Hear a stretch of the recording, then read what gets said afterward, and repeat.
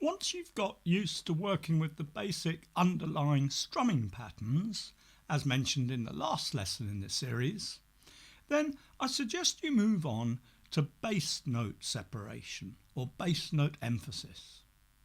Let me show you what I mean by that. Starting by strumming a simple 8-beat pattern through a chord sequence,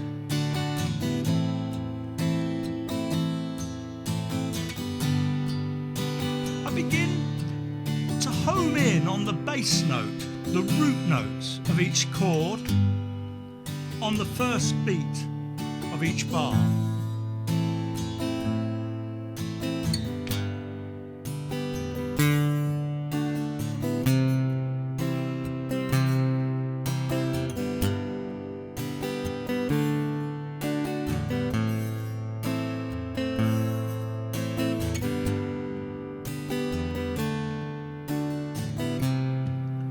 Notice the other beats of the bar, I just continue to strum using mostly the middle and treble strings.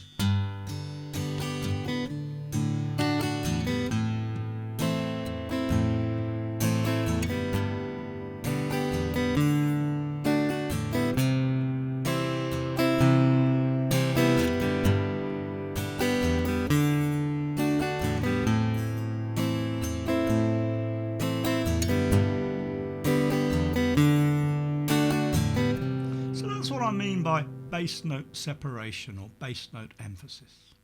If this idea is new to you, you may first need to make a point of learning where to find the root note for each chord that you play. Now, some people find they can do this by ear.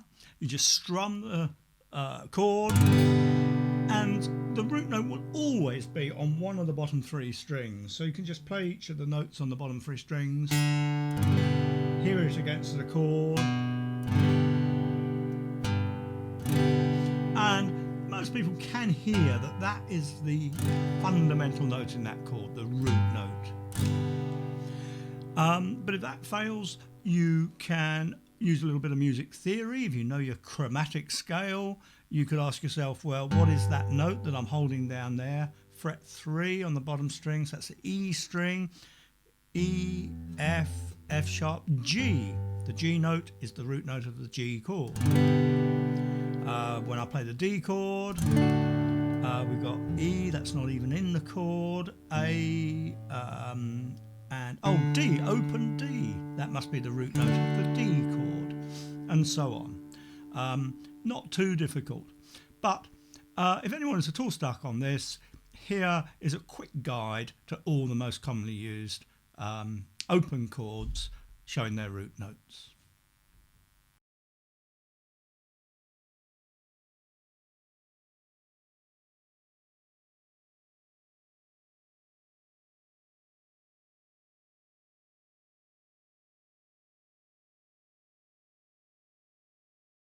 When using bar chords, you will find the root note on the E string when you're using E-shaped bar chords.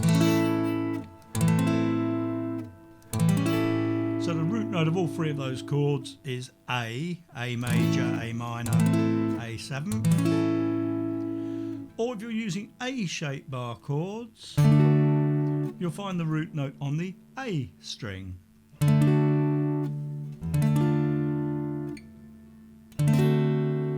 So there we've got D major, D minor, D7th, because that is the note D. A sharp, B, C, C sharp, D. Once you've got into the habit of emphasising the root notes in each chord, you open up a whole range of possible developments that includes chord linking runs,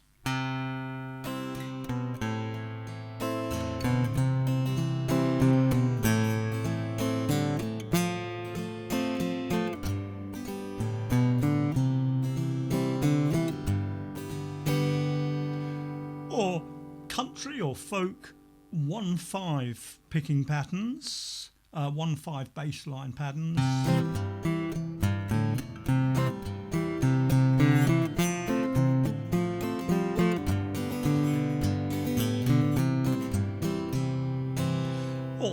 picking styles.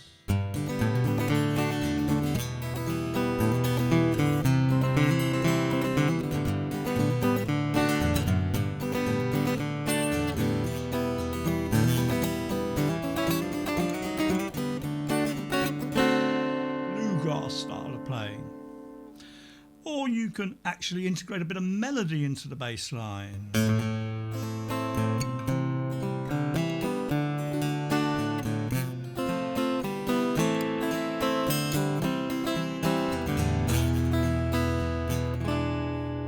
All ways of adding a bit of variety and variation to your basic acoustic guitar playing.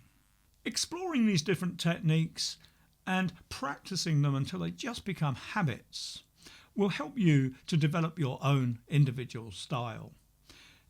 Elements from any of these different musical genres can be mixed in to help you spice up your own version of any song.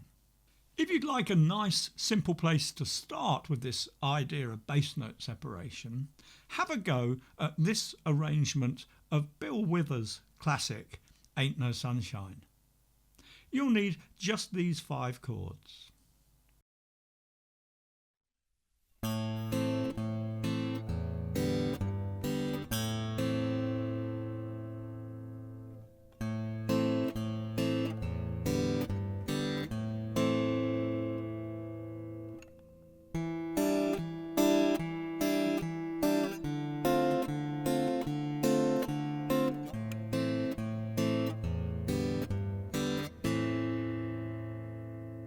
So with the picking hand, I'm just alternating between thumb and fingers.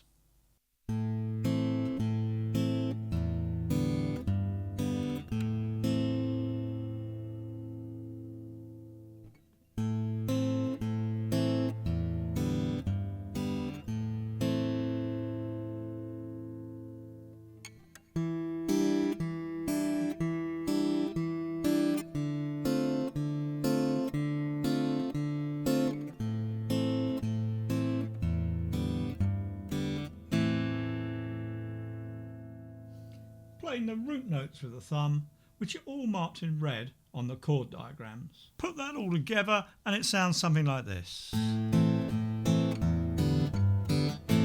Ain't no sunshine when she's gone. It's not warm when she's away. Ain't no sunshine when she's gone. She's always gone too long. Anytime she goes away. And so on. I go over a lot more detail on all these subjects and much more on the intermediate acoustic guitar course, which you can check out by taking advantage of our free 30-day trial over at the Secret Guitar Teacher site. Hope to see you there.